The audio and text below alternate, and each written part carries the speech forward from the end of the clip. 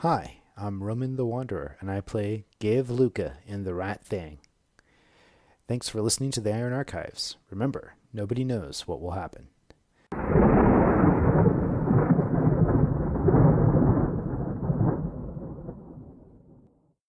Previously on The Right Thing, the party decided to head to the village of Corico after having a meeting aboard the ship, and the consensus being that is where they would head, and they would attempt to thwart the orc invasion um, to the settlements on Corico. The voyage began, and the various members of the crew uh, did various interactions throughout the ship. Gev tried to find out a little bit more about the Shadowless issue. He talked with Maggie and found out that it wasn't a physical issue. It seemed to have some kind of magical implement. Later on, he discussed that with Whifford, and Whifford confirmed that that seemed to be the case, and that it was certainly tied to the Mandrari in some way, but not exactly sure how they did it. Let's see, what else did we have? There was discussion about how we were going to handle our situation with the our our situation with the orcs. Um, Many ideas were thrown out there, including subterfuge, attempting to pit one orc tribe against the other, or uh, basically a bunch of different ideas. But the first mate was happy that we weren't just going to go right in there, spells blazing, swords swinging right off the bat. We were going to try to come up with some kind of plan first. Let's see. I think that was about all. Dobe did try to um, convince Ripsy that she may want to rethink some of the more uh, felonious aspects of her life. Ended up in a hand-to-hand duel with her and was dropped pretty quickly. Dobe, not Ripsy, and so that didn't, I don't think, end quite the way he expected it to. When the group arrived in Corico, they found out that the city they actually had to head to was a distance away from the actual port. So they hired some carts and got moving in that direction, but were waylaid by bandits along the way. Some crazy battle was joined, and horses were slain, carts were smashed, and eventually the bandits were taken out. The only person who actually seemed to have some bad luck was Gev, who was knocked unconscious after his cart collided with a cluster of trees. Um, and we also saw how awesome Grease was, because that single-handedly took out a whole cart. So I think that was it. The episode ended with the group catching their breath after that battle and deciding what to do next. Did I miss anything? Nope. Just for clarity's sake, your current party is consisting of Karen, Beldier, Dobe, Gev, Sikia, Hamish, Alifair, Irin, Boudica, and Whifford. The rest of the party has split up a little bit, with the captain taking a few over on some other mission, and Ukum having to stay and guard the ship with the non-combatants. Gev, you have experienced quite a tumble as you went careening towards a tree. and hit your head off it pretty hard. You lost consciousness. The last thing you remember is seeing the tree bark just inches from your face. And then you collapsed and had a few hours of some pretty strange dreams. However, eventually your eyes flutter open. You take a moment to take in the scene. When you look around, you see that the sun has set. There's a roaring campfire. You have some bandaging around your head. You lift your hand to feel your forehead and catch the bandages. You shake your head and look at the campfire. You see most of your companions around it. Over near what is only one cart. You remember last you knew there were 4 carts. But near what is only one cart, you see 3 of the bandits tied together and then tied to the wheel of the cart. As your hearing starts to come into focus, you hear the voice of Whifford. I don't get the point of waiting this long. We should just hang him while we got the chance. They could escape any moment. Are you doubting my not keeping Whifford? No, we don't do anything until we can get a counsel from everybody. Are you sure we have to hang them? Surely we could just turn them in. You hear Alifair say. Gev will kind of stand up and his legs wobble a little bit. But he kind of shuffles over to the group and says, well, looks like my head is more than wasn't the only thing that took kind of a crack there. We only got one wagon left, huh? It's good to see her up, says Boudica. Yeah, we just had the one, and we had to borrow from the other 3 in order to get it fixed. Down to 2 horses, too. Looks like we're down for a crowded ride. Is everybody else okay? Looking around, you can see that most of them are in various states of injury, bruising.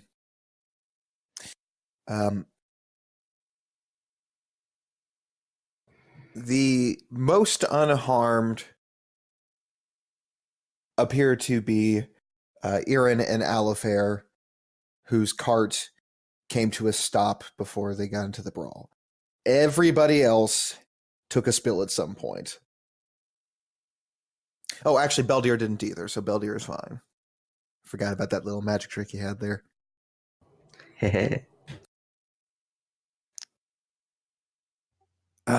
I'm sorry I wasn't able to help you all out.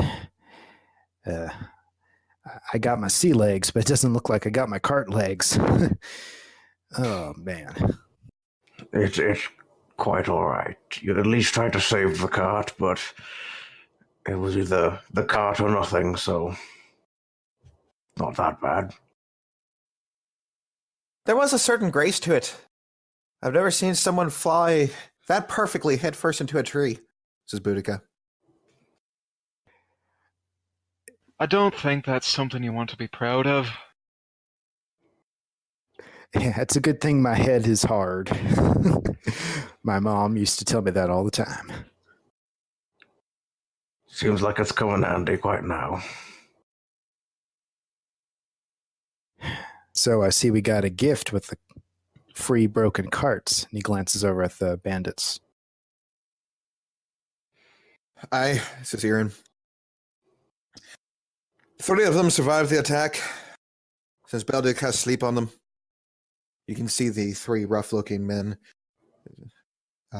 One of them is still struggling against the bonds to the annoyance of the other 2, who are just leaning against the cart, heads bowed.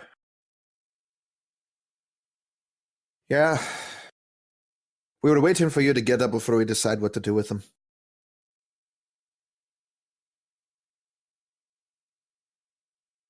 Yeah, I heard that.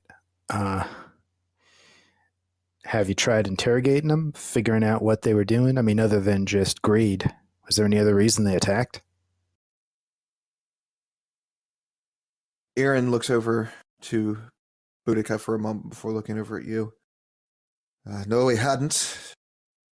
But it didn't occur to us that there might be any reason besides greed. Can't blame you for not thinking that. It's not really often that bandits have anything else going for them. You can speak to them if you wish. Just be careful.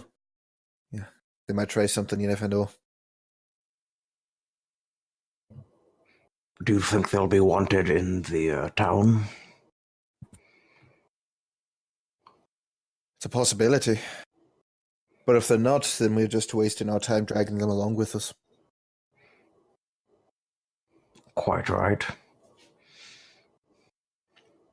Well, it's also possible they might know something about our work friends. Karen stands up, walks over to the bandits, and squats down in front of them. Boy, got a question for you all. What? Says one of the remaining bandits. He's got a black eye and blood has dried around the bottom of his nose. Are we your first job, or you've been camping this here road for a while? Why, you're our first job. Why, I had to do it for my starving children, don't you know? He spits on the ground. I feel like you're not being particularly truthful. No. So you've been on this road for a while. Alright. Karen stands up, walks back to the fire, and sits down again.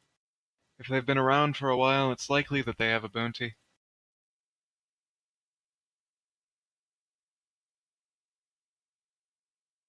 If they had just set up, there wouldn't be any precedent. Aaron strokes his beard thoughtfully. Does anyone else want to ask him anything? If not, we should get this vote over on.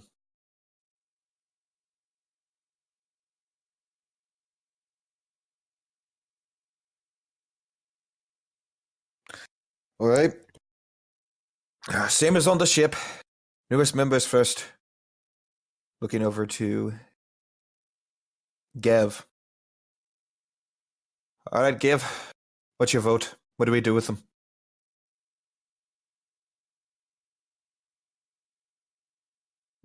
Well, it's difficult for me.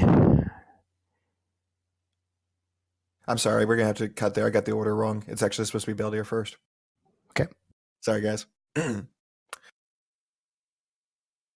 Looking over to Beldier. Beldier, you're the newest member. It's your vote first. Well, I'm partial to keeping them alive. I don't think we should hang them. At the most, maybe tie them to the tree and let them decide their fates. Tie them to the tree, then? I would say so.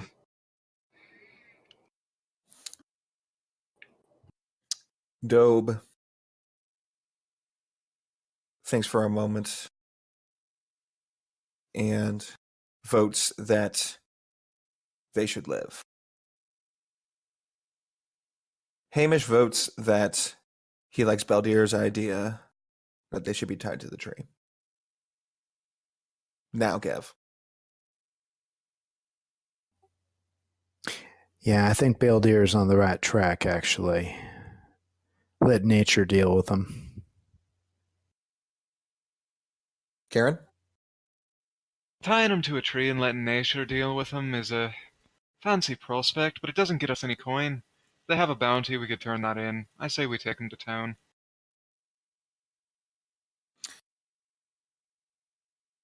Sikia votes to hang them.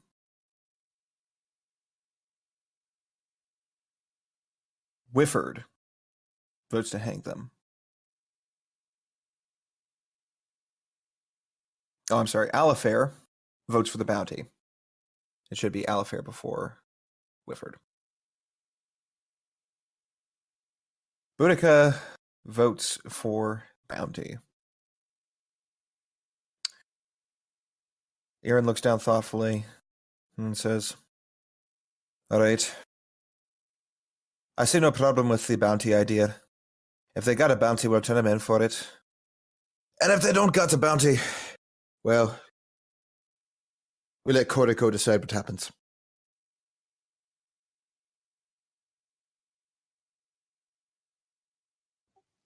Sounds like they got lucky. Ah, you think that's lucky? What do you think they do to bandits after you turn them in? Oh, I'm sure they show them around the town, give them a good time. You know how it goes. If by give 'em a good time you mean give 'em a fancier noose, then you're right. Most of the crew around you laughs. Gav, you find a decent seat near the campfire. It's roaring and warm enough. A few people have already set up tents around it. Oh boy. I do not think if we have many more fights like that we'll be coming back out to say anything about it. No bounties for us. Oh, yeah, that went a little differently than I think we all thought.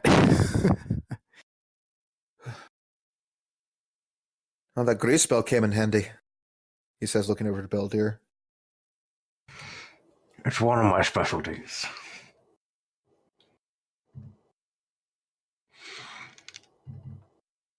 Alifair says, "Where did you learn that one, Mr. Beldir?" Beldir pauses for a moment to think. It's been quite a while. It was in my first book given to me by my father. It was one of his spells, and I've made sure to keep it with me for as long as I've known.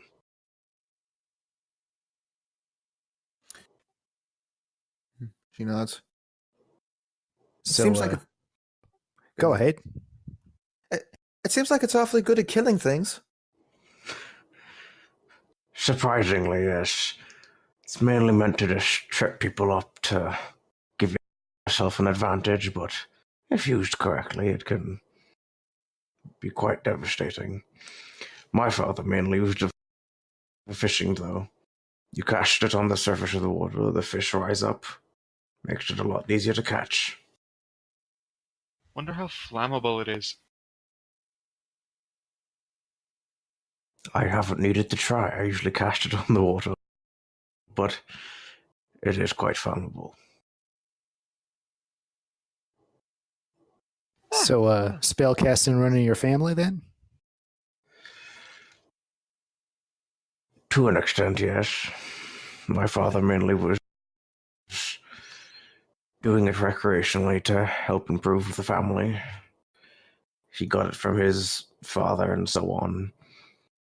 I don't know of any great mages up the heritage line, though, unfortunately. Isn't it sorcerers that pass down through the family, not wizards?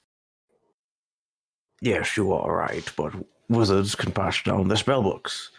And so that, I got my father's, my father got his father's, and so on and so forth. Makes me wonder how old the first book you learned from is. It can be quite old, let me tell you.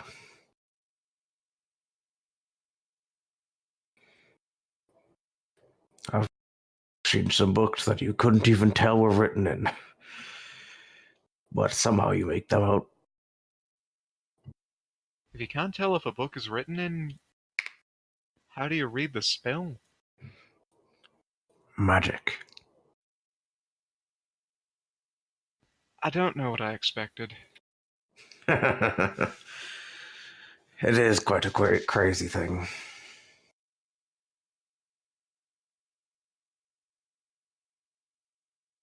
The only thing it's not too good for is healing people. I Just mean, Well, Mm, why would or you at use least magic to heal someone when you can just use a healer's kit?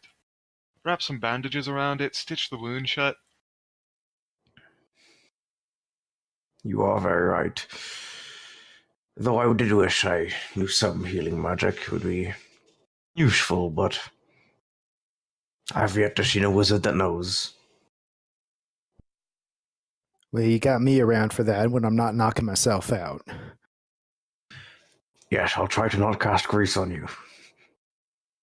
Thank you. That's much appreciated. Anytime. Hey, Gav.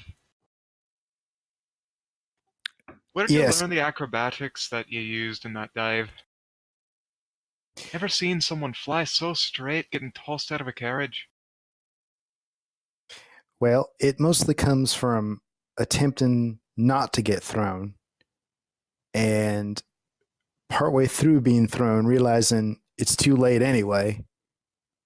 So you just might as well go with it. Funny enough, it's not the first time I've fallen out of a vehicle. I was actually tossed overboard a ship once. At least the landing on that one was a little easier. It is quite fun getting thrown off a ship. What? What do they call fun where you're from?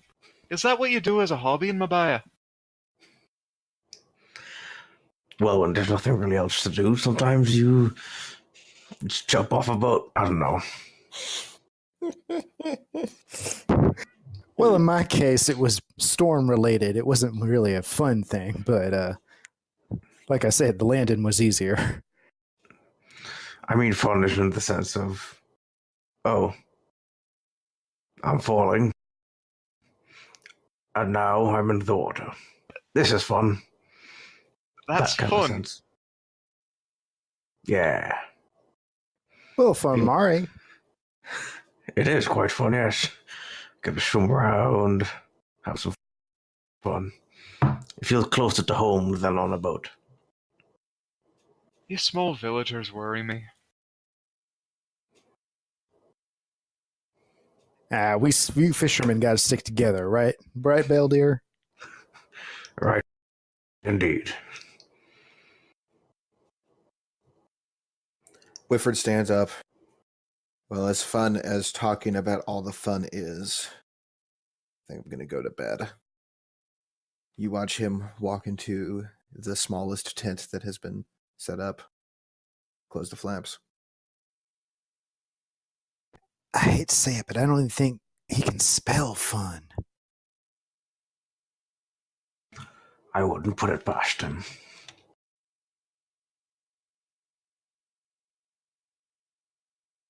Irin looks down thoughtfully for a moment.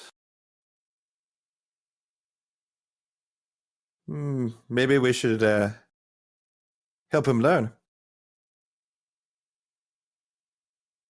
Oh, I don't know.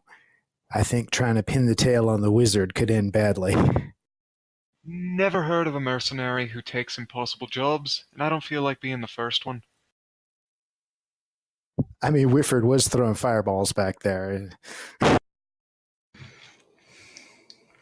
quite impressive. He looks over to Beldeer. Can you cast that grace spell again? Yes, but I wouldn't be able to do anything else tomorrow. He nods. We'll take it easy if you want. Oh no, if it's something fun, I'm all for it. And Beldeer gets this kind of like devilish grin. He points to the entrance of the ground running from the entrance to Whifford's tent. What about right there? I most certainly could do that, yes. But how do you plan on getting him out? I'll take care of that one. Just say the word. Go ahead and cast it. Beldeer will pull out some pork rinds and just quietly cast a spell.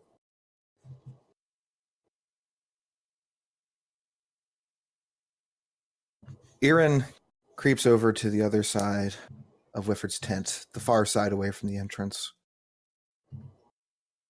You watch him take a deep breath, and he lets out a roar perfectly matching that of an owlbear for those of you who have ever heard it. It is uncanny how exactly alike they sound. Within the second, Whifford is jumping out of the tent and he hits the grease and flies forward and onto the ground. There is laughter all around, with a noticeable exception of Whifford.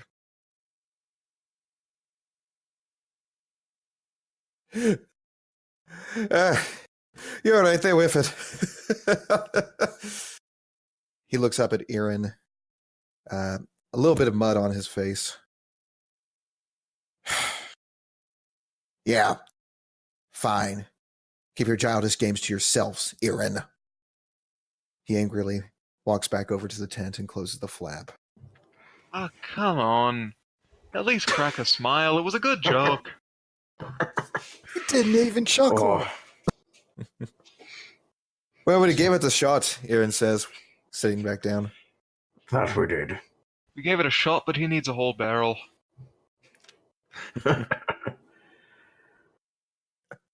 Oh. Maybe one day.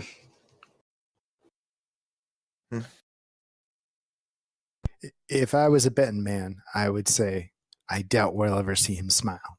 But I'm not a betting man, so there you are. Oh, I'm sure you'll see him smile soon enough. I'm afraid he's a bit of a sadist. He'll laugh all right if someone else is in enough pain, just not himself. Always been that way.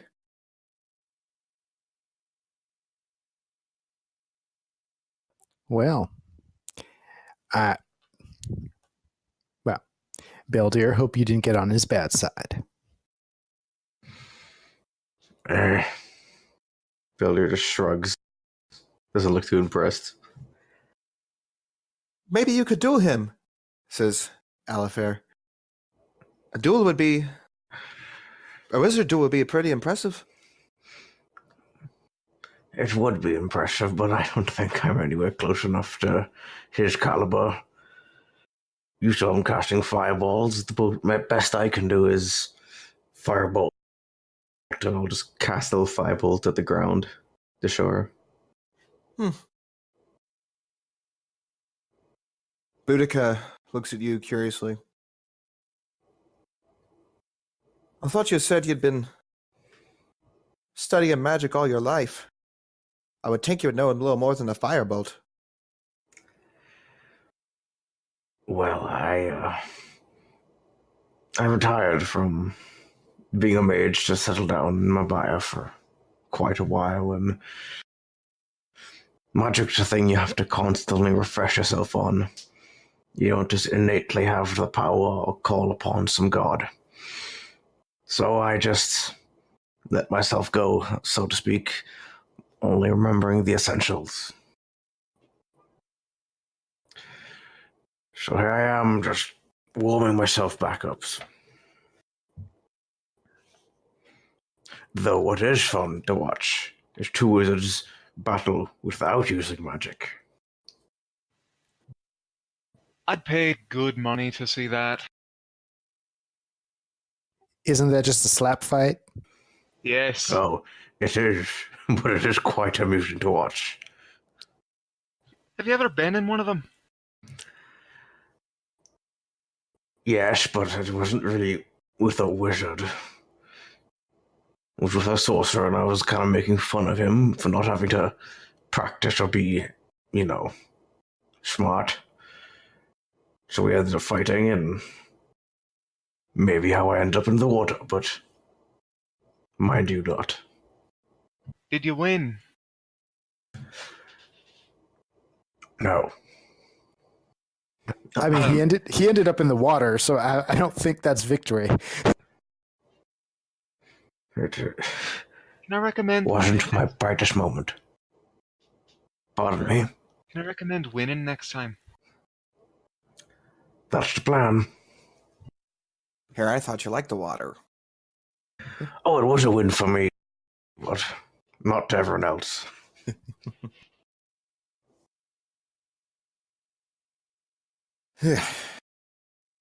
All right. I'm getting awful tired, says Aaron. We should figure out the watches. I guess Whifford has excused himself from a watch tonight. Looking at how many people there are. Let's see here. We'll do 3 watches, 2 people per watch ought to be plenty. Who wants to go on the first watch? I'll take first watch. I could also probably help with second. Only need 4 hours to meditate. I'd like But- to take first so I could have a kind of a block of sleep after that. You I'd sure you'd take be the up for it? last if I could. Aaron says to Gav, are you sure you'd be up to it? Oh, well, I'm sure I can stay awake. I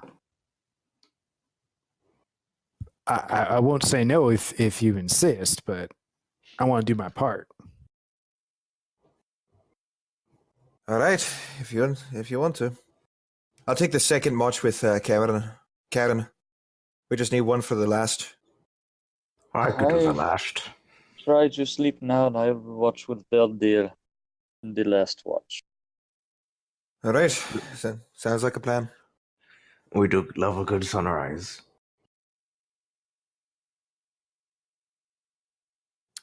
All right. Everyone goes to their tents with the exception of Gev and Karen. Any conversation during your watch?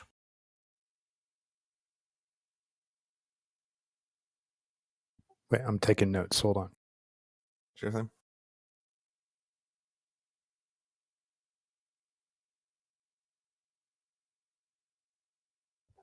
Yeah, Gev will strike up a quick conversation with Karen. So I noticed something and I was kind of curious about it because I don't think I'd ever seen it before. But I noticed that before a battle, you actually cut yourself. And I was wondering what kind of ritual that was.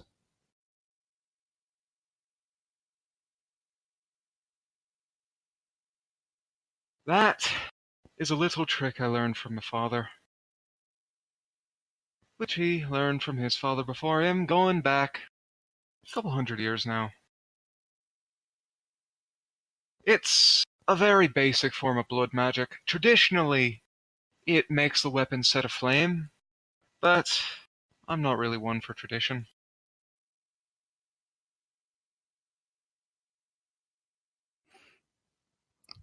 So is it using energy from within you to make that magic? Something the sort. There's power in blood. And this is just the easiest way to use it. I know a couple others. Haven't had the opportunity to use them yet, though.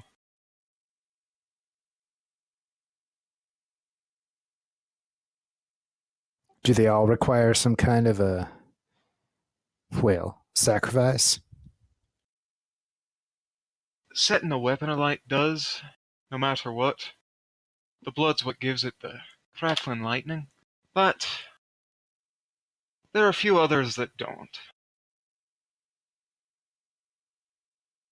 A maledict, for instance, mostly uses the power of the blood in whatever you're targeting, but you can cut yourself, add your own blood to the mix, make it even stronger.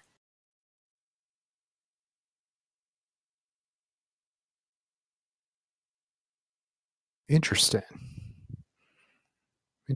I've heard of such things. I never actually met anybody who did it, though. It's a bit of a grim way to fight. Well, it seems to have served you pretty well. I'd hope it did. Wouldn't have gotten to 300 years of age if it hadn't. 300. That's a long time. Eh, for an elf, it's more like being 30.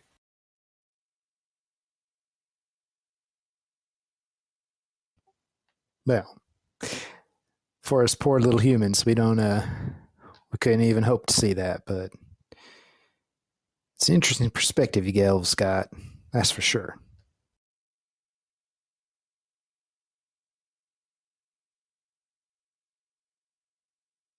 Well, I suppose you could say that. Got a question for you, Giv. Were you around before the Spectre War began? How old do you think I am? Good question.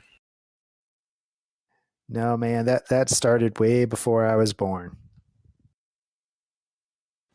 Well, that feels depressing. I practically remember it starting like it was yesterday. I was up in Green Century, hunting undead.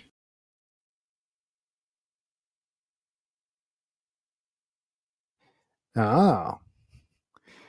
Yeah, I never been to Green Century. I've never been too far from the sea, you know. Green Century is a very different place than this. Islands have a lot of humidity. Forestry is similar, a bit thicker up there, more mountains.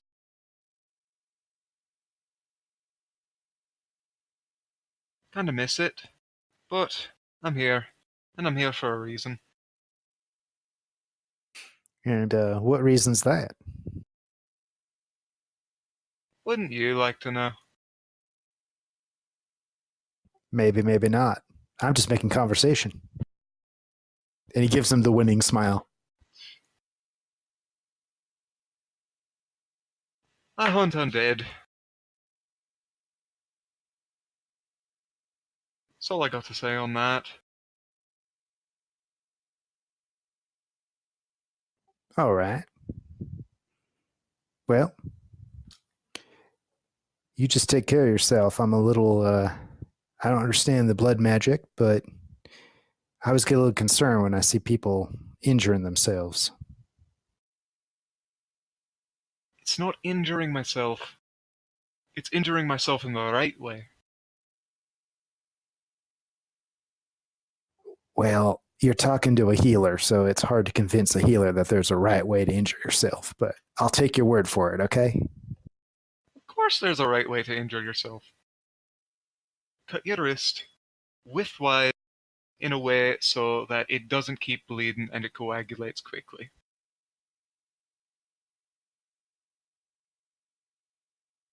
You only need a bit of blood. Doesn't mean you need to gore yourself. Well, that's good. Well, we should probably keep our voices down just in case something's trying to sneak up. We don't want to make it know that we're here. Go ahead and roll perception, both of you. I'm away from my computer right now. I rolled a 13.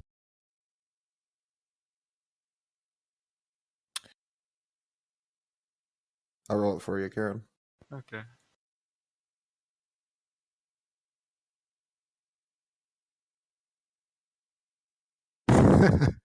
Hey, Karen, say you rolled a 13. I rolled a 13! All right, both of you look at the now small fire in the middle of you. Watch the embers smolder for a bit, occasionally feeding it just enough to keep it alive. And eventually, about the time has passed, and Gev, you yawn, ready for the rest. Go over to Aaron's tent and wake him up. You go to your tent or your bedroll, whatever you have, and you go to sleep.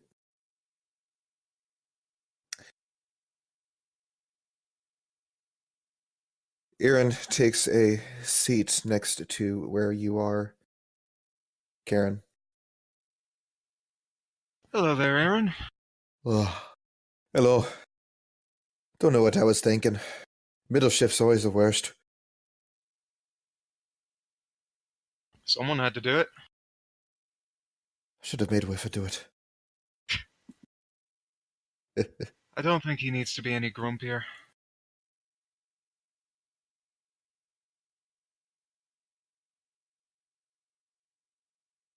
Aaron takes a moment, looks up to the sky, looking at the stars.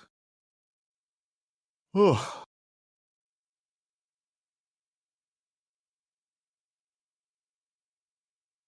You know, I like being away from the cities. Stars are a lot more vibrant. there they are. They look bigger, like there's more of them. Looks better on the sea, though. No trees in the way.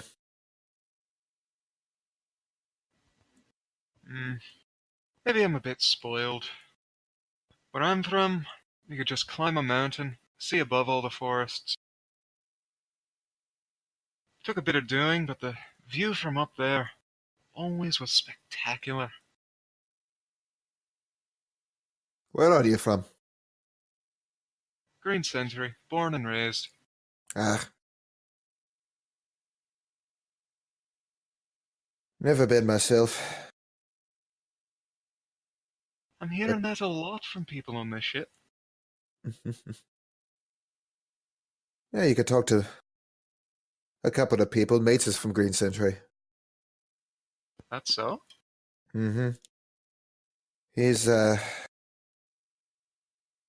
near, what was the town's name? Indel, I think. Somewhere near there.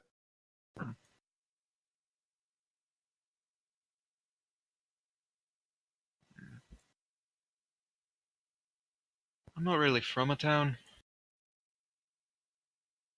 My father lived out in the woods. I lived with him. I didn't realize there was anything but woods in Green Century, he says with a slight chuckle. Well, there's woods, there's mountains, and then there's woods but with different trees. Ah.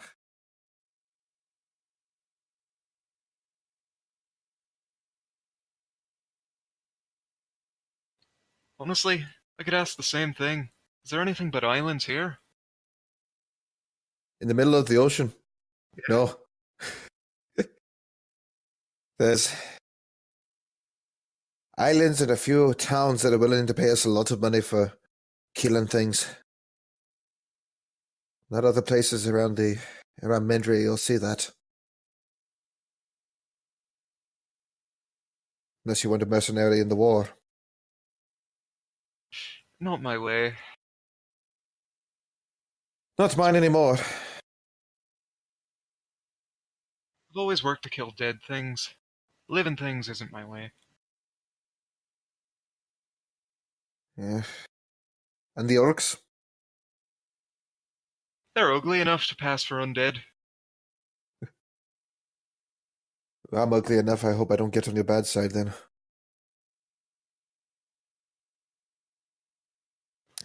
I don't think your bad side would be ugly enough on your worst day. Go ahead and roll perception. I am still away from my computer. Alright, I will tell you what you rolled.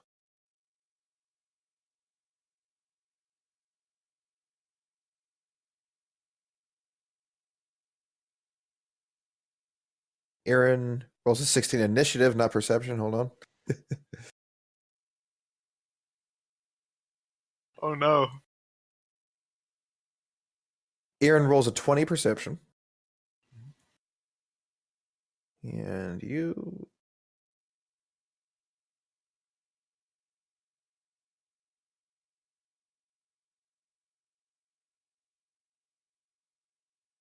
You rolled a 10. I rolled a 10. That's lower than my passive perception, I'm willing to bet. It is indeed. All right. The two of you continue to watch through the night. And nothing happens. Eventually, he says, all right. That ought to be about long enough. Let's wake up Dobe and Beldir. Okay. Beldir and Dobe, you're woken up, and you begin your shifts. Any conversation? Ah, Morning. good morning there, old friend. Oh, did you get any rest? Yeah, I got a good few hours in. How'd you manage on this hard floor? Yeah, it's not the floor that's so hard as my heart, I think. Oh. Why is that?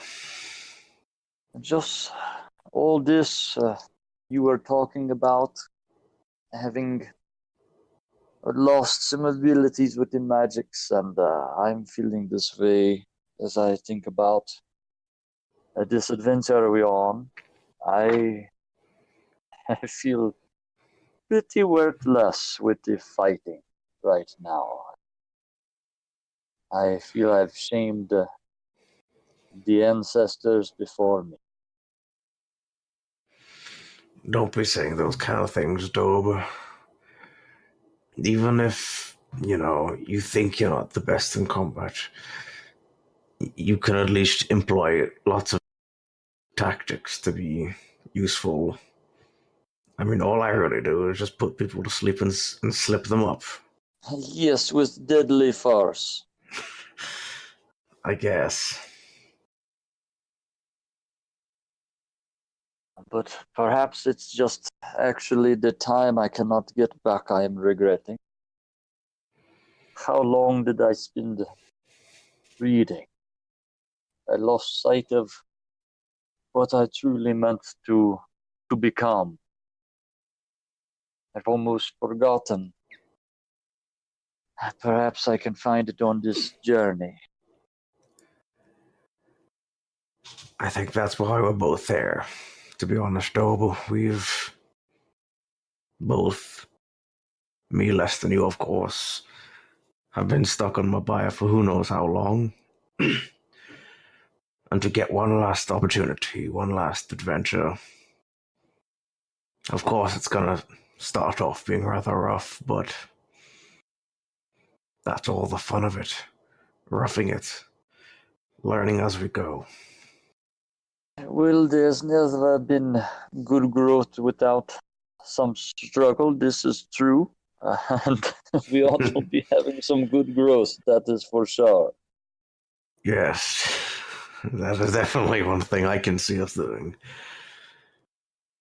It's also going to be very mentally challenging, and it will hold our spirits to the accord. Well, I will be watching for you with whatever I can muster. And I will And I'll count always on be you. keeping an eye out for you. Thank you, friend. I'll keep the eyes out, you keep the ears out. Yes. And I will always be here to give you at least one hand. It's more than I could ask for. It's all I can give. I understand.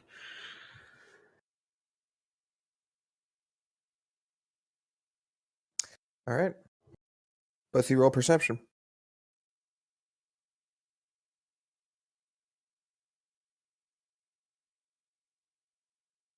Do brought a 3.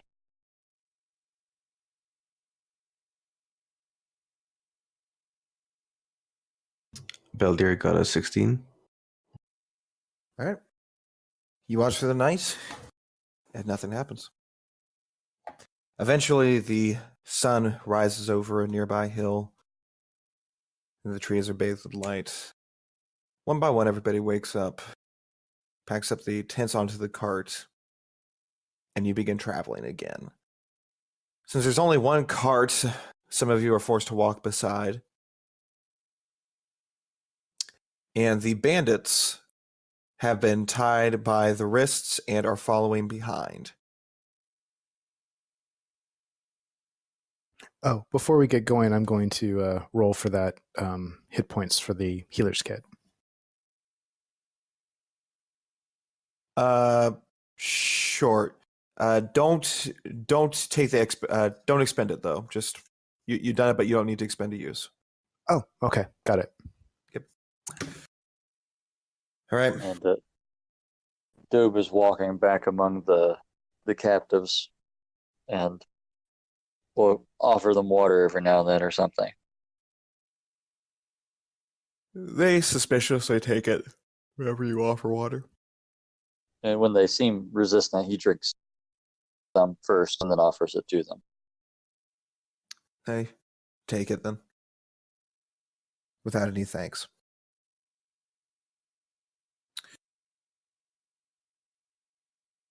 The day wears on, and you travel through the heavily forested island, and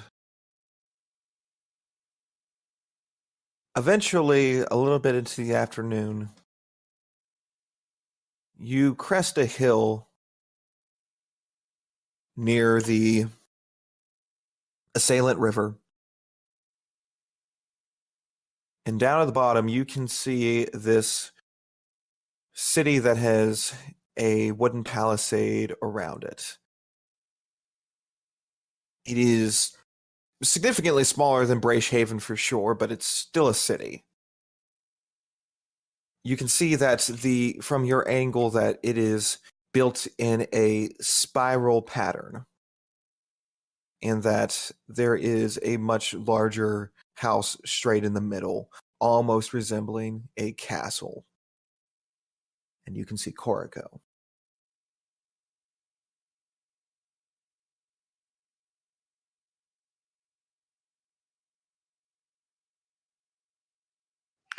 From this distance, can we tell if it looks like there's a lot of activity in the city, or does it look kind of sleepy? Looking around, you do see dust and see things moving every once in a while. You can tell that there's definitely some activity going on in the city. All right. That's it.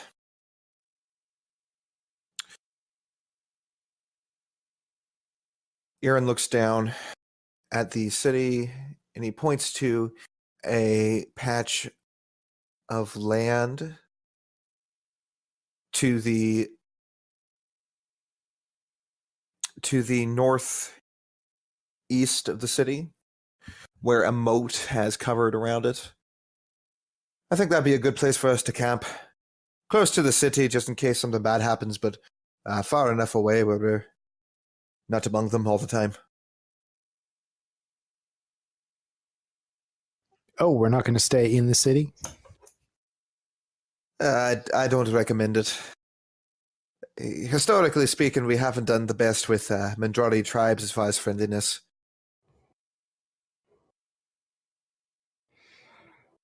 The people there are about half and half.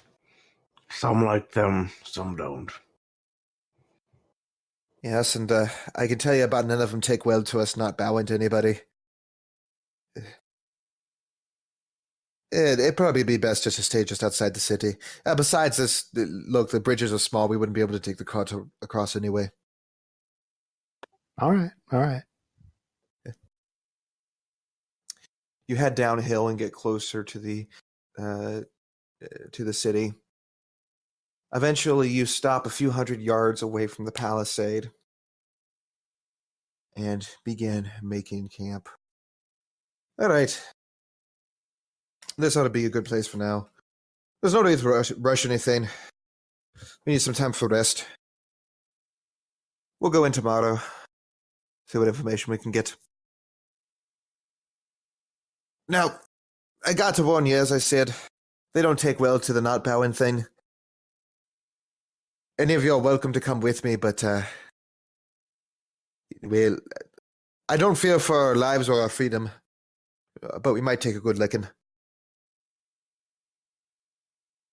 Oh, they're going to get violent about it, huh? Perhaps, depending on the mood.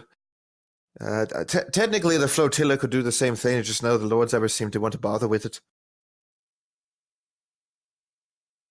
Well.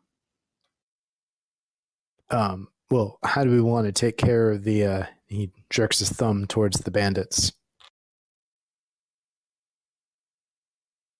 We can keep him with us for one more night, and then we'll bring him in. It might distract from the fact that we aren't bowing to him. All right. Well, I don't mind joining you, especially to keep an eye on those three. Don't try to do anything All right. stupid. All right.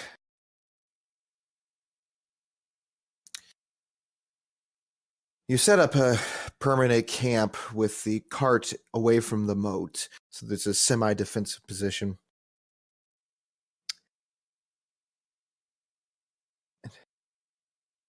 And you stay another night. Next morning, Erin gets up. Boudica and Gev volunteer to go with them. Alifair decides to sit this one out, along with Whifford. Hamish and Sikia will sit it out. The rest of you, coming or going? To clarify, we're going into Kuriko to find information. To find what? To find information. Yes, but yeah, it's been made clear to you the first place they're going is to the center court.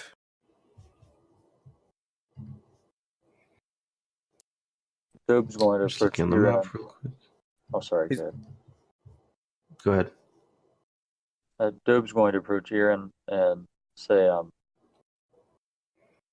if I understand correctly about our rules, if we were to go by the spirit of the law, not the letter, the not bowing is not so much the physical act as much as understanding we are not under the dominion of any ruler. But does that mean out of respect we may not repay respect for another? The king of Koroko isn't going to bow to us. Why should we bow to him? See this case. And I guess it is important to hold a precedent so they do not believe they hold a power over us they do not possess. Exactly. Are you coming with? Yes, I will go with you. I will also be joining you. All right.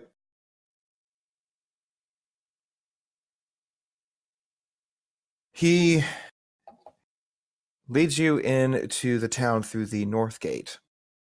Boudica has the prisoners in hand. You make it through the front gate and into the village. Most of the buildings here are wood with thatch roofs. As you walk past the javelin-wielding guards, you see that they have a red face paint that covers just about the upper half of their face and brings out the perfectly round eyes of the Mindrari. As you enter in, you see that most of the people here are Mindrari. Very rare to see a non-Mindrari, and you even get occasional looks over in your way before people returning back to whatever they are doing. You also notice that most people here have that same red face paint. However, there are a few people who do not. The streets are crowded as people move from house to house. As you look closely, each of these houses have a small wall and a garden next to them as well. All right. It's going to be a long walk to the castle. You look, and you see that the thing is in a hill, and the top of it, there is a castle, but it doesn't look that far away. We're going to have to walk in a giant spiral to get there. Oh, the tribe's here, I swear. Yeah, come on. All right. Well, it's too bad we couldn't take the cart, but yeah, it wouldn't have fit across that bridge. I'm afraid not. You begin to travel through the large spiral of the city. You see that on the outer walls there are a few stalls and small buildings that seem to be mostly run by foreigners, traders who have come here to trade with Mindrari. Once you pass there, though, it's more just purely residential. The red-faced Mindrari carrying spears, javelins, and wicker shields are going from place to place. As you go uphill and deeper into the spiral, you're more likely to notice those who are not in soldier's garb. Appears to be families of the soldiers closer into the middle. Eventually, you do make it to the gates of what is called the Center Court, the small wooden castle in the middle of this city. Finally.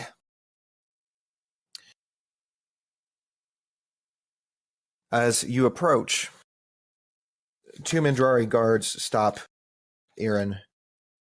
Halt. What's your business here? We're here about the bounty on the orcs that have been troubling you. One of the Mindrari look past you to the bandits. Don't look like any orcs I've ever seen. A separate matter entirely, gentlemen. Who might we see? For that, you should speak to King Nayrok directly. Oh, we don't have to speak to the king. Surely there's somebody he's put in charge of such a thing. The king directly. All right. Come along. They let you through, and you walk past them into the castle courtyard. It's mostly just another palisade wall, and you can see there are some of these Mindrari are training together. You walk past them into a keep. You're led inside, and it's smoky with a fire burning in the center. A lot of people here. There are, as far as non-Mindrari go, there is a Mari over near one corner, and on the opposite corner to him is a human, both of them male. As you continue to look around, though, closer to the center of this group and up on a raised platform are several well-decorated Mindrari. And in the middle of them and slightly raised above them is a single Mindrari raised up above the rest of them.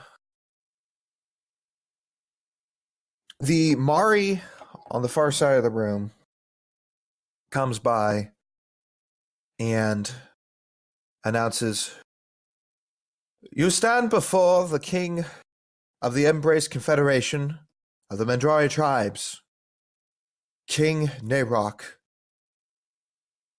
There is an awkward silence. The Mari looking frustrated. "You are to bow before the king." After nobody makes a move, Aaron says, "I'm afraid we cannot do that. You see, we are free men of the sea. We bow to no one." Several of the guards around pick up their spears. Tension is felt in the room. "You will bow to the king." We cannot. Suddenly, the one in the middle raises a hand. "Never mind it. We'll let them go for now. What is your business here?" says King Nayrok. You can see that the older-looking Mindrari sports a down-feathery gray beard. around his several pierced face.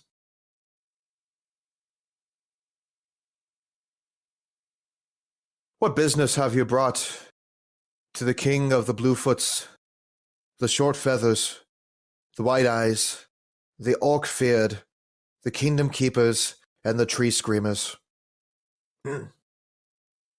We are of the Violeteer, and we are here bringing a gift of these bandits we've caught along the road. At this point, Boudica pulls the 3 bandits forward. And how am I to know that these are bandits? Well, they stole from us.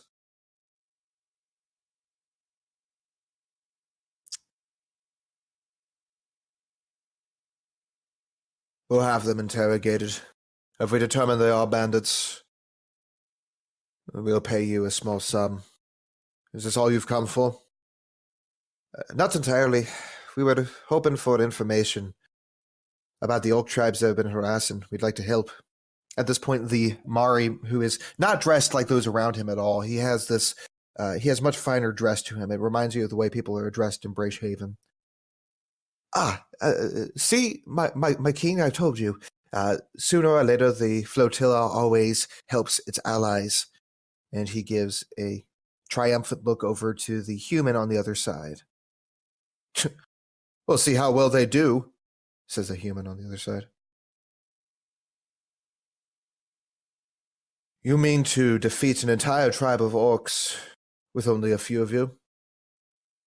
Well, we've got a couple more, but we're going to try to come up with a plan. We're pretty good at that. Well, you're certainly bold, I'll give you that. Well, what do you need to know? What information do you need? Well, good question. He looks back to the rest of you. What information do we need?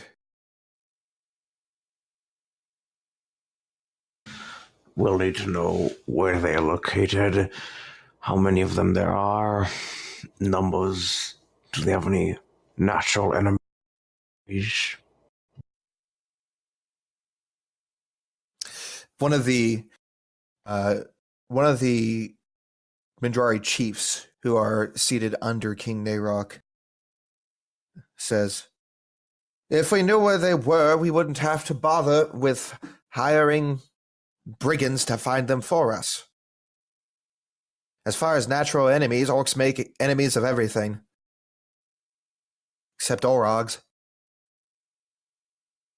The other chiefs nod in agreement. Well, how long have they been harassing this city?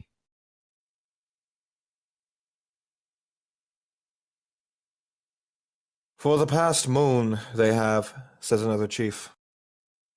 They go to our villages, and they leave very few survivors.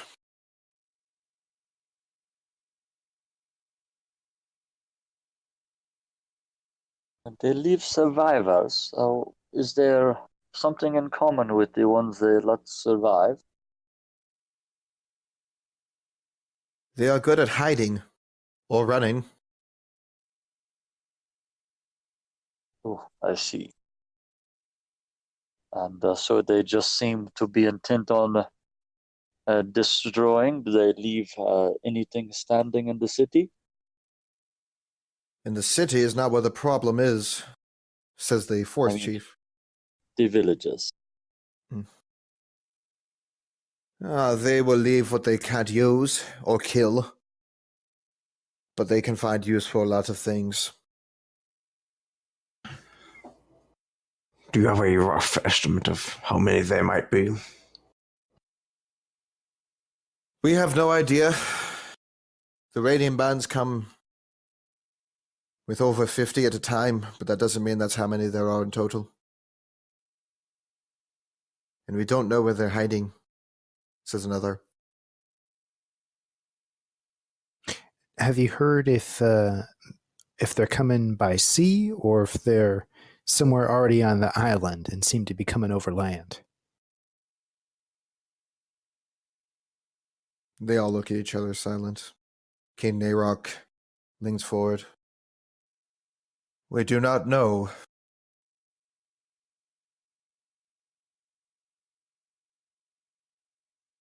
That might be one of the first things we'll have to check out then.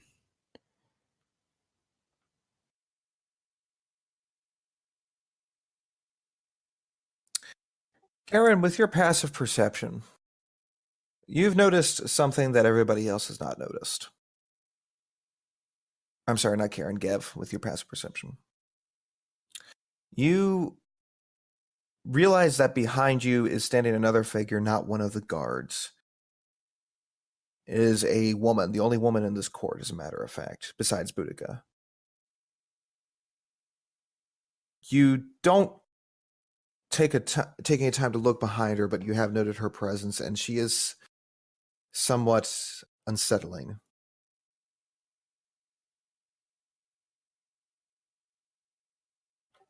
Okay. And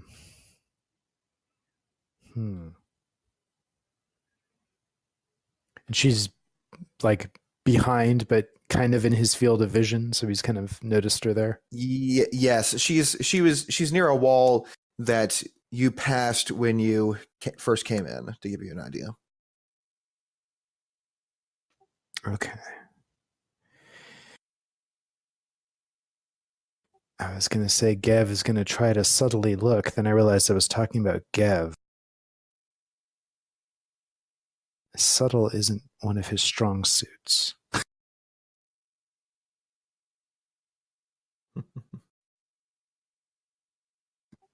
Let me see. Could he wait till somebody else asks a question, and as that question is being asked, kind of turn to get a better look at her, maybe just judge by her clothes or her stance how she feels the conversation is going? Sure. At this point, Narok leans forward. Now I have a question for you. How exactly do you plan on taking these nuisance orcs out? And as he's asking this, you take a moment to sneak a look, Gev. Go ahead and roll a perception check. Ooh, Gev rolls a 21. The woman behind you is Mendrari. She has this simple clothing on with a hood over her head that forces it into a square shape due to the shape of the hood. She has a white face paint on that covers her whole face rather than just half, unlike the warriors around her with red face paint. But the most striking feature instantly is her eyes, which are purely white and milky. She is old and hunched forward. And as the hood is back a little bit, you can see that she has male pattern baldness on the top. Her head is tilted slightly, looking at you.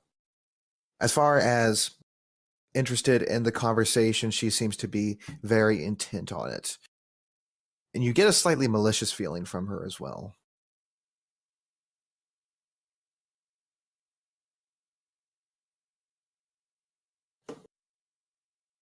Sorry, typing all that stuff down. Okay. Well, Gev isn't creeped out at all. He's totally creeped out. He doesn't say anything or do anything, but he definitely makes a note of all this and will probably bring it up later.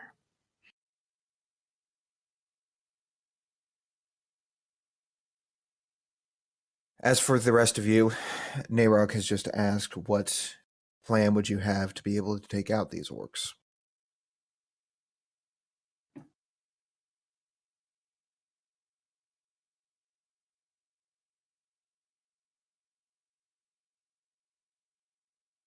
Hmm. I thought not. What is your And name? He says towards Irin. Irin Forsbane.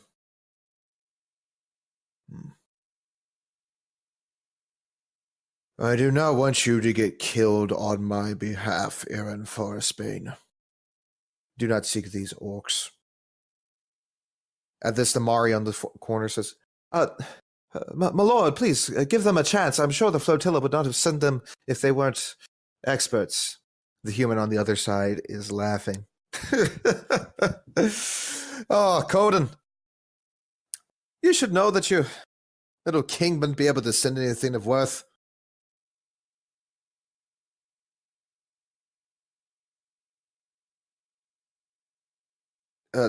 My liege, he says.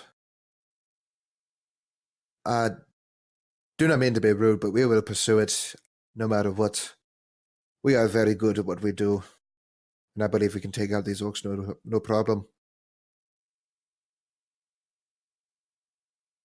Is there any way we could talk with maybe one of the survivors? Someone who may have seen something that might help us?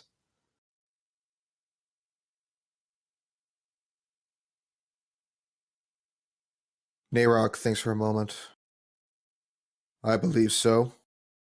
I'll have my man over here, he says, pointing to the Mari. Help you find one. At this point, you all hear a chilling voice behind you. Gev, you know that it came from the woman behind as you hear, "You should send them away." I'll turn to look at her. She creeps forward. "These interlopers will do no good. They only interfere. Gracious King Nayrok." She lets a smile creep across her lips and reveals her teeth, or I should say lack thereof. You can see that the front 4 teeth are missing on this woman. "Only Mindrari can solve Mindrari problems. These flotilla fools will do us no good."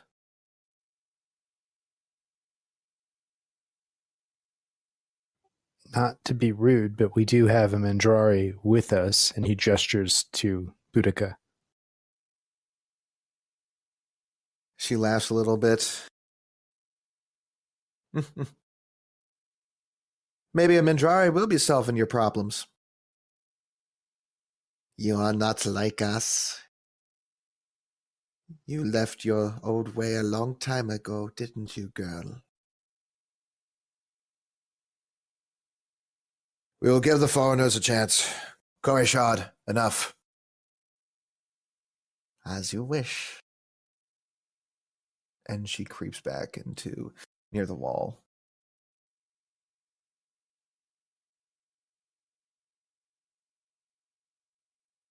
Oh, she looks pleasant.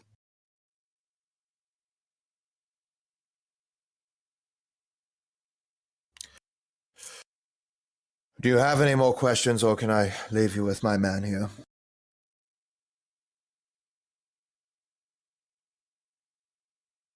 Well, that's all I had. Did anybody else have any questions?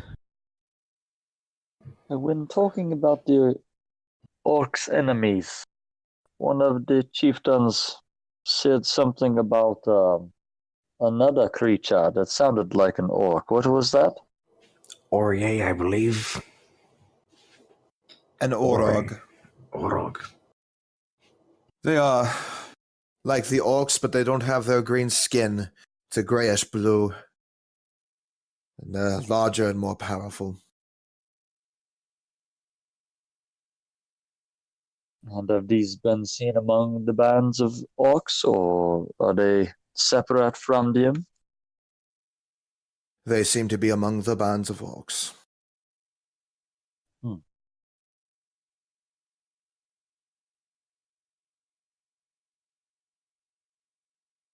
Well, I believe that is all we had. Thank you for your time, Your Majesty. And Aaron quickly turns around and walks out. Dobe's going to stay behind just for a moment and turn and in Mindrari say to King Narok, good King Narok, do not mistake our not acquiescing to customs as disrespect. You are not king over us, nor do you want to be, because that would make you responsible for us. And we are here to help, but you do not want to extend your sovereignty to anything that you have not control over. We will conduct ourselves in an honorable way while we are here, and we will do the best we can to help you. He regards you carefully for a few moments and simply nods.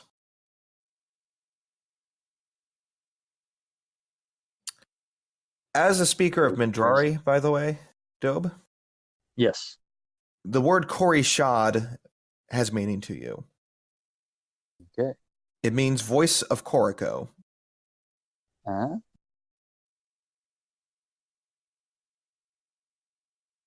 Dobe will hold this until they're a little farther away. All right.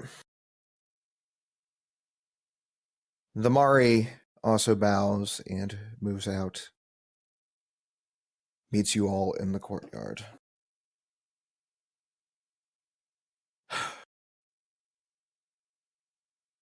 Please, do not tell me you are bounty hunters.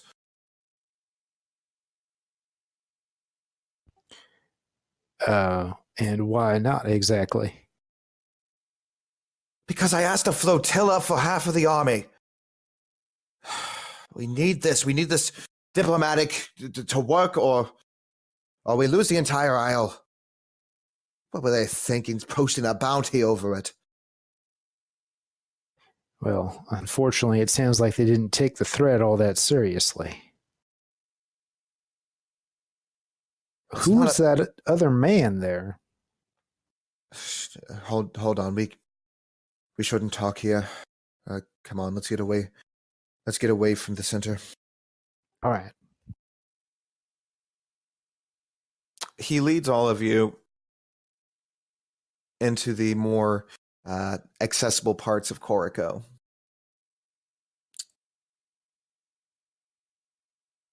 Eventually, he finds a corner to talk to you with, which is away from the castle part. All right. Bounty hunters. Bounty hunters. Oh, come on, bounty hunters aren't that bad. You'll get used to us. Gev flashes the winning smile.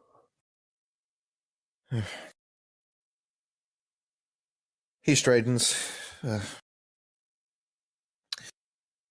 Well, my name is Scale of Coden, and I am the diplomat to Koriko from Bracehaven.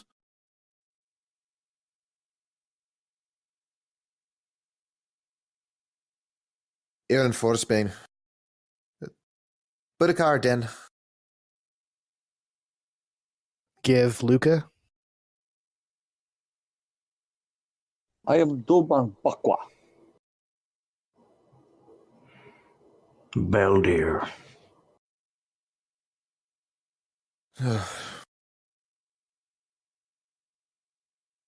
All right, what is it that you need to know? Well, I was curious about who that other man was that seemed to be prodding the king in the other direction. That was Varen Makan. He's a diplomat as well.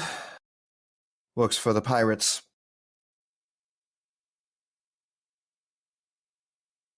As if they could really do diplomacy. Yeah, I thought as much. He seemed pretty happy to hear us floundering up there. We are fortunate that King Nayrok is a man who attempts to keep an open mind. Still, there are more anti-flotilla voices than there are, well, voices of reason in that court. I would say he keeps an open mind, considering that he did not listen to one of his own. I guess it would be like a future teller. That's Corey Shard. Her name means she is the voice of this island. Voice of Corico, yes.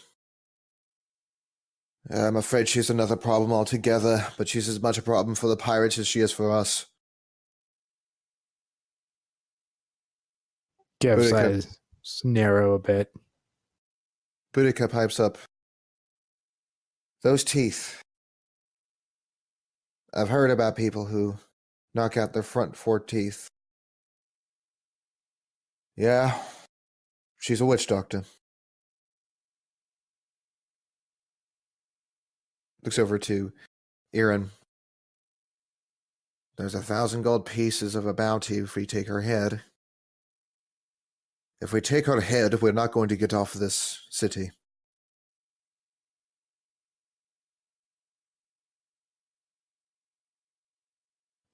Yeah, the king shut her up, but he didn't seem... he wasn't seeing her as an enemy, anyway. Aside from her disagreement with us, what purpose would it be to cut off her head? What has she done? Have you gotten to spend a lot of time with Kai Winnie? Says Boudica. Yes, I have. We work with the animals together. She ever talk about why she doesn't have a shadow? I had not noticed her not having a shadow.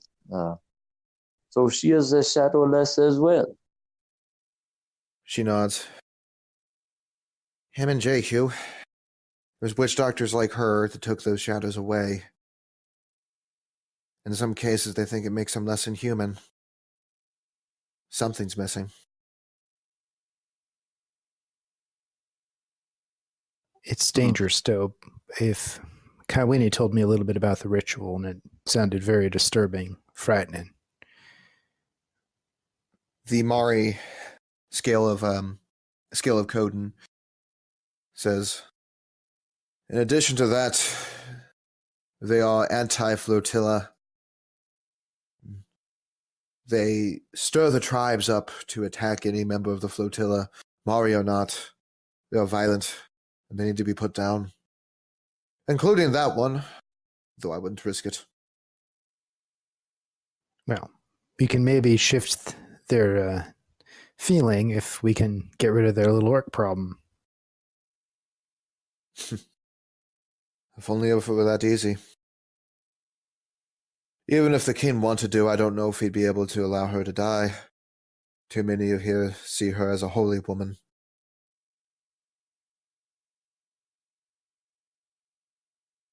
Well, one step at a time. We're here to take care of the orcs. Indeed. Well, come along. I could use a drink. You walk with the Mari, a scale of Coden 2, and as you walk, he begins to talk. The orcs have been raiding the villages around here for about a month. Nobody knows where they're coming from or where they're going to. The tribe sends off a few warriors to guard villages, but we can't guard them all, and they just seem to always know which ones aren't guarded. Sounds like somebody's telling them. But who? Well, who's got to gain from having orcs show up and harass the villages? I mean, other than the orcs.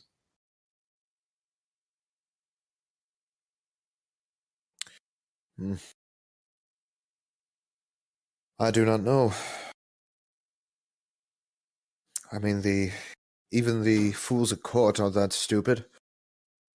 I don't see any reason why Varen would want to do that, and I don't see a reason why Kore'Shad would want that.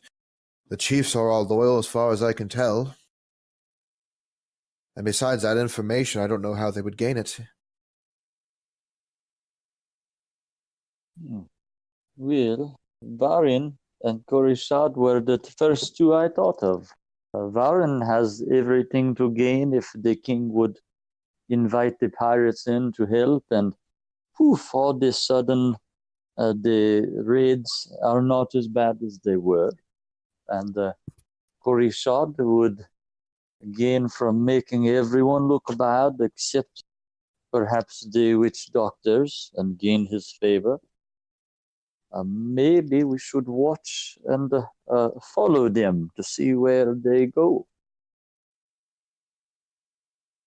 Possibility. Do be careful if you decide to do that. The Imbecile Confederation is very fair with their punishments.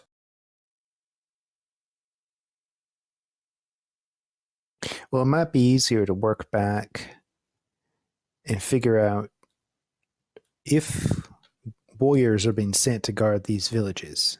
Those orders have to be coming from somewhere. And someone must either be around listening or intercepting those messages and then relaying them back to the orcs in some fashion. If we can figure out how those are being communicated, we may actually find, well, we'll either find where the orcs are located or we'll figure out who's sending the messages. It could yes, be. And orcs are not the smartest from what I have read. There must be something these messengers are doing that indicates that they are bearing a message and that it should not be heard. What if we could learn of this and copy it and become messengers ourselves? It's a Yeah. possibility. I'm just wondering if it's magical means. That might make it a little difficult. My thoughts exactly. If it is by magical means, we have almost no way of tracking it. Well, we at least have a place to start. We can find out where those guards are being, or who's assigning the guards to what villages, where that decision's being made, and then start from there at least.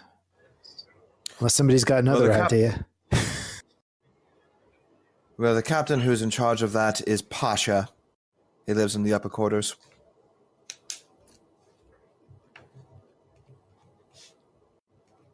But he's also not the only one in charge of the whole operation.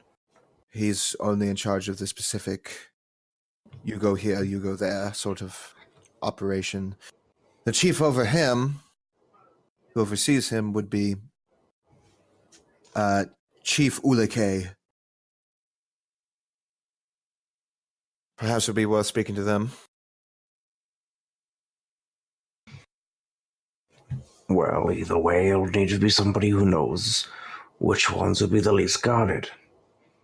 So either very high up or just about enough to know. It would be good to know who is in the room with them, and who might relay these messages to others. Now, scale of Coden. If you could choose one that you said they have to be trustworthy, which one would you choose? Because if we reveal our suspicions to the traitor, then we have already ruined our plan. Trustworthy among who?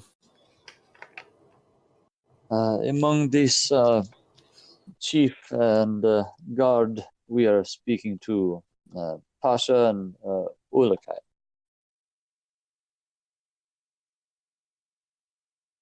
Pasha seems a fine man to me.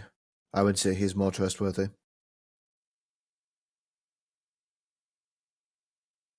Did he Go ahead. Does he seem either pro flotilla or not, or kind of indifferent?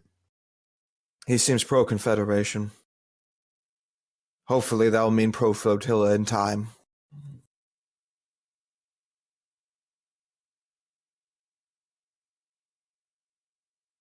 Well, we'll have to figure out how we want to approach him first, I think, before we do anything. But you make a good point, Dobe. We don't want to go in revealing everything yet. Eventually, you have made it all the way out of the spiral back to the outer part near the palisade. And he takes you to a small, basically a saloon, really, labeled Flotilla's Finest. Inside, you can see that there is an elf manning the bar, clearly here among the traders. You take a seat to discuss a little more. Is there anything else you need to know from me?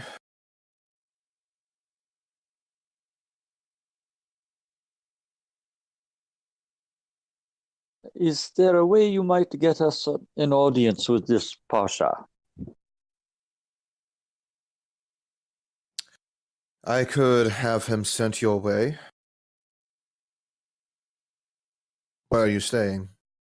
Speaking with him privately might help us initiate a plan. Could be done. We could Where are you send him. staying? We're outside the city, actually. There's a little cart outside the city, and that's where we're hanging out for now. Very well. I'm sure it won't be hard to find them.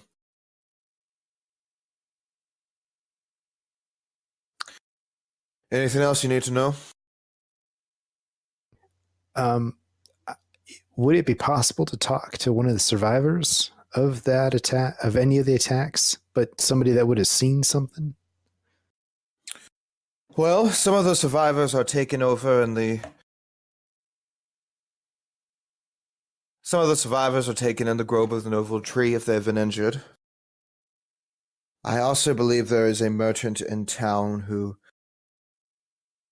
managed to survive as well. His name is Sulikar, he says. And then he gives directions to his house as well. As far as the grove of the noble tree, you'll find it's just outside of the city. Hard to miss. It's a grove of trees in a spiral pattern. Very large one in the middle. Is that some kind of religious significance? It is. It's the temple, if you will. The version of a temple for the kingdom of trees. It's an old ancient Bendraya religion. Would they take well to strangers wandering in? They shouldn't have any problem as long as Korashad isn't among them, or her ilk. Oh, not fans of her, huh? Well, Korashad is... Yeah, no, I mean, the Korashad is among them, and they accept her, although there does seem to be a bit of animosity there. I see. However, she isn't in charge. The Grove Keeper, Ashada, seems to be welcoming towards strangers. You shouldn't have to worry about her. Well, that's good information. It might help us, it may not, but it might be worth at least talking to some of those survivors to see if there's anything we can pick up. I think it's important if we can figure out if they're coming by sea or if they're coming over land, because that's definitely going to impact how we'd have to deal with them. Well, my suspicion is they're coming over land. None of the villages that are affected that are in the immediate area. Most of them aren't near the sea. If they're coming by sea, then they're also hiking a good way. Okay, that makes more sense. Well, there might be other things we can glean from talking to him. It could be. He finishes off his drink. Well, if you need me, I have my own quarters in the center court, not within the keep itself, but within the courtyard. I bid you all adieu. Understood. And thank you for your help. I know we weren't exactly what you were expecting, but, well, I think you'll be surprised with how effective we can be. Right, guys? A few winning smiles show up. Doug Yeah. fails at looking like he agrees real well. Do me a favor. Don't get killed. I'll never be able to convince him to ask for Flotilla help again if you get killed. We will do our best not to get killed. We're good at that, right, guys? We're pretty good at that. Got a perfect record so far, says Aaron. He gives a nervous nod and then leaves. I don't think he appreciates my humor. He might appreciate it more once we have a few orc heads to give him. Gev nods. All right. Looks like we're going to be here for some time. Got a lot of leads to follow. I say we take our time with it. Make sure we get some rest. I agree with that. I think we need to take it slow. We need to make sure we're getting good information and we're not stepping on too many toes. It seems like there's a lot of people with some money in this game. And if we step wrong, it could end up biting us. That it could. All right. Listen, I say we get to our investigations then. Whatever you think is a good lead, follow it. Try not to get hurt. We need to be in good shape.